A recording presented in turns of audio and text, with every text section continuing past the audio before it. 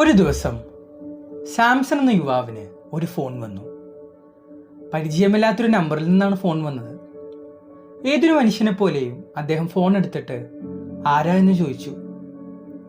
ഉത്തരം ജിമ്മിയാണ് എന്നാണ് പറഞ്ഞത്. ജിമ്മിയോ? ജിമ്മി, നിനക്ക് എത്ര വയസ്സായി? എനിക്ക് 6 വയസ്സായി. വീട്ടിൽ അമ്മയപ്പനൊന്നും ഇല്ലേ? അവരൊക്കെ ഉണ്ടെന്നേ. എന്നാ മോൻ അമ്മക്ക് ഫോണൊന്നും കൊടുത്തേ? അതെ, അമ്മ കുറച്ച് തിരക്കില്ല. എന്നാ ഡാഡിക്ക് ഫോൺ കൊടുക്ക്.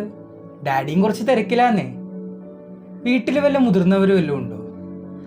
കുറച്ച് തീയൊക്കെ അണയ്ക്കുന്ന ആൾക്കാരില്ലേ? തീ അണയ്ക്കുന്ന ആൾക്കാരോ? അതെ, ഫയർമാൻ. അവരൊക്കെ ഉണ്ട് ഇവിടെ. അവരെന്തിനാ വന്നത്? എന്നാ അവർക്ക് ഫോൺ കൊടുക്ക്. അവരും കുറച്ച് തിരക്കില്ല. അവസാനം സഹി കെട്ട് ദേഷ്യത്തില് സാംസൺ ചോദിക്കുന്നുണ്ട്, ഇവരൊക്കെ എന്താണ് ചെയ്തുകൊണ്ടിരിക്കുന്നത്? തിരക്കാവാൻ? അതെ, അവരൊക്കെ എന്നെ തേടിക്കൊണ്ടിരിക്കുക ഇത്ര തിടുക്കത്തിൽ എന്നാണ് ജിമ്മി ഉത്തരം പറഞ്ഞത്. ഇന്നത്തെ സുവിശേഷത്തില് നമുക്ക് സക്കേവൂസിനെ കാണാൻ പറ്റും. അവൻ പലപ്പോഴും ഒരു മറ ഉപയോഗിച്ചുകൊണ്ടാണ് ജീവിച്ചത്. അവനെ ആർക്കും ഇഷ്ടമല്ല, കാരണം അവൻ്റെ പ്രവൃത്തികൾ തന്നെ.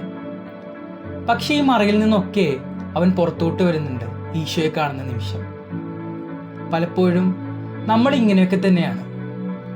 ചില മനുഷ്യരോട് പെരുമാറുമ്പോൾ അല്ലെങ്കിൽ അവരോട് ഇടപെടുമ്പോൾ നമ്മളൊരു മറ സൂക്ഷിക്കാറുണ്ട്. ഇതേപോലെ ദൈവത്തിൻ്റെ സ്നേഹത്തിൽ നിന്ന് നമ്മളെ മറയ്ക്കുന്ന ഒരു മറയാണ് പാപം.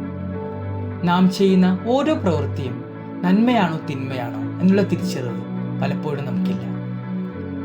ഇന്ന് നമുക്ക് ഈ കൃപയ്ക്കും കൂടിയായിട്ട് പ്രാർത്ഥിക്കാം.